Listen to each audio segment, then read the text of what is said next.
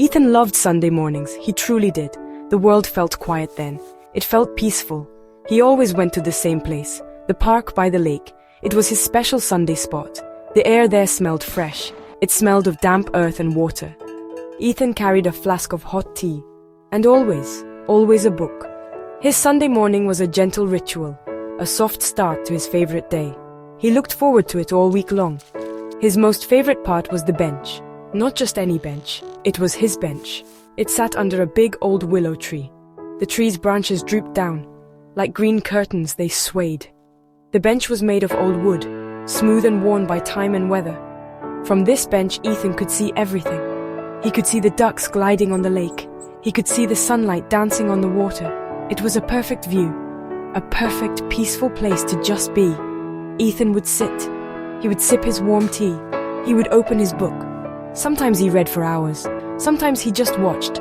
He watched the little boats. He watched the families walking by. He listened to the birds sing their songs. It was a simple joy, a quiet happiness. The bench held his thoughts. It held his dreams. It was more than just wood.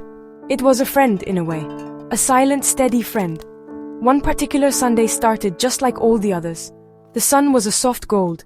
The air was cool and still. Ethan walked his usual path.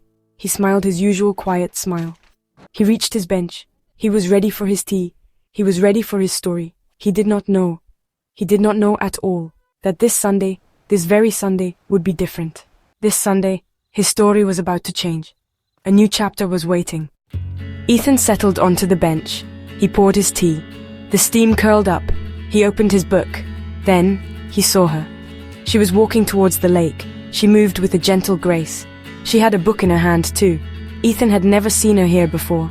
The park was usually quiet, especially his little corner by the willow. He watched her for a moment. She seemed to be looking for a place to sit, a place to read. She found a spot not too far away. She sat on the grass. She opened her book. Ethan tried to focus on his own story, but his eyes kept drifting. He wondered what book she was reading. He wondered if she liked this lake too. After a little while, a breeze came. It rustled the pages of her book. One page tried to fly away. She gasped, a small sound. Ethan smiled. He knew that feeling, the fear of losing your page. He decided to speak. It felt natural. It felt right. "Good book?" he called out softly. She looked up. Her eyes were kind. A little surprised, perhaps. She smiled back. "It is," she said. Her voice was soft like the breeze. "It's about a brave dog." Ethan nodded. "I like stories about brave dogs," he said. He held up his own book. "This one is about a hidden garden." She looked interested, genuinely interested. They talked for a little while. About their books. About other books they loved. Her name was Lila. Ethan told her his name. It felt easy to talk to her, like they had known each other for a long time, not just a few minutes. The sun climbed higher. It was time for Ethan to go. "Maybe I'll see you next Sunday?" he asked. A hopeful question. Lila smiled. "Maybe," she said. And Ethan hoped. He really, really hoped. And so it began. The next Sunday, Lila was there. She was sitting on the grass again. Ethan waved. She waved back. He sat on his bench, but this time, the distance felt different. It felt like a thread, a small, invisible thread connecting them. Soon, Lila started to sit on the bench too. Not right next to him at first, but close enough to share a smile. Close enough to talk without shouting. They talked about more than books now.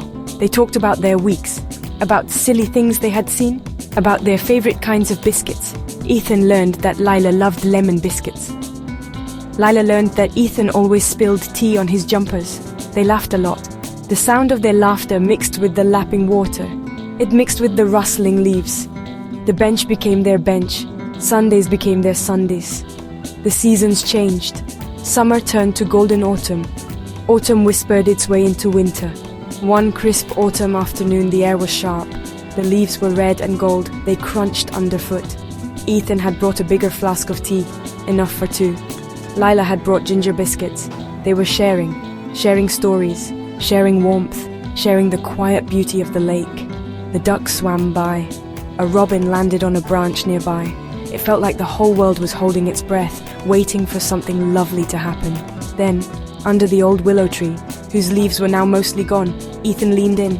Lila looked at him. Her eyes were soft. He kissed her. It was a gentle kiss, a sweet kiss, like the first sip of warm tea on a cold day. It was a promise, a silent promise of more laughter, more stories, more shared Sundays. The lake seemed to sparkle a little brighter. The air felt a little warmer, even though winter was on its way. Time kept turning, like the pages of a beloved book. Winter came. They still met at the bench, wrapped in warm coats and scarves. They watched the frosty lake. Spring arrived, bringing new green leaves to the willow tree, bringing ducklings to the water. Their friendship had blossomed. It had grown into something deep, something true, something that felt like home. The bench had seen it all. It had held their quiet beginnings. It had held their growing love. Ethan knew. He knew in his heart, Lila was the one. His story was now their story, and he wanted it to be their story forever. He bought a ring, a simple, beautiful ring. It sparkled like the sun on the lake. He carried it in his pocket for a week, waiting for the perfect Sunday. His heart thumped like a drum. He was nervous. He was excited. He hoped. Oh, how he hoped. That Sunday morning felt special. The air was fresh with the scent of spring flowers. The sun was warm on their faces. They sat on their bench, their familiar, wonderful bench. Ethan took a deep breath. He turned to Lila. He took her hand. Lila, he began. His voice was a little shaky. This bench, this lake, it's where our story started. He got down on one knee. He opened the little box. The ring shone brightly. Will you marry me? Lila's eyes filled with happy tears. A wide, beautiful smile spread across her face. Yes, she whispered. Oh, Ethan, yes. He slipped the ring onto her finger. It fit perfectly. They hugged. A long, warm hug. The ducks quacked nearby. The willow tree seemed to rustle its approval. Their bench, their special place, had witnessed another beautiful chapter. A chapter of forever. Their love story, which began so simply by the lake, was now a promise as steady and as deep as the water itself.